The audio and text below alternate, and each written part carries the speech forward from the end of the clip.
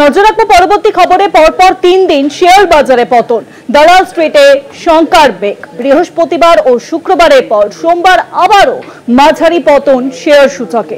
সোমবার সেন্সেক্স 572 পয়েন্ট পড়ে হয়েছে 80,891 পয়েন্ট, নিফটি পতন 156 পয়েন্ট।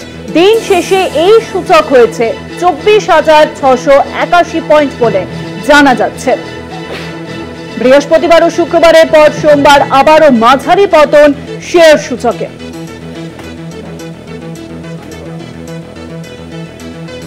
সোমবার সেন্সেক্সে 572 পয়েন্ট পতন হয়েছে বলে জানা যাচ্ছে, নিফটি পতন 156 পয়েন্ট। ফোনলাইনের সঙ্গে রয়েছেন আমাদের পলিটিক্যাল এডিটর আশিস চট্টোপাধ্যায়। আশিস দা, দেখো, শেয়ার মার্কেট পরপর এই নিয়ে 3টে সেশন, বৃহস্পতিবার, শুক্রবার, তারপরে সোমবারও পতন দেখা গেল। এক কথায় বলা যেতে পারে যে শেয়ার মার্কেটে কিন্তু খানিকটা বিক্রি বাটার ধুম পড়েছে।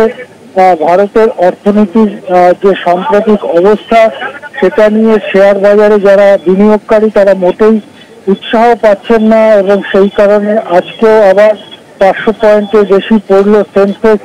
3 দিন মিলিয়ে প্রায় 2000 পয়েন্টের কাছাকাছি সেন্সেক্স পড়াটা কোনো সহজ কথা নয়। এবং দেখা যাচ্ছে ব্রিটেনের সঙ্গে ভারতের সম্প্রতি যে ফ্রি ট্রেড এগ্রিমেন্ট হয়েছে তাতেও শেয়ার বাজার উৎসাহিত হলো না। আজকে পার্লামেন্টে আলোচনা হচ্ছে অপারেশন সিঁদুরের ব্যাপারে, সুতরাং অর্থনৈতিক কোনো ব্যাপার এর মধ্যে আসবার সুযোগ খুবই কম।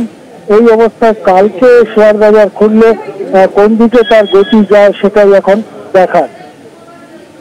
হ্যাঁ, অনেক ধন্যবাদ আশিস দা। নিউজ ফোন লাইনের সঙ্গে ছিলেন আমাদের পলিটিক্যাল এডিটর আশিস চট্টোপাধ্যায়।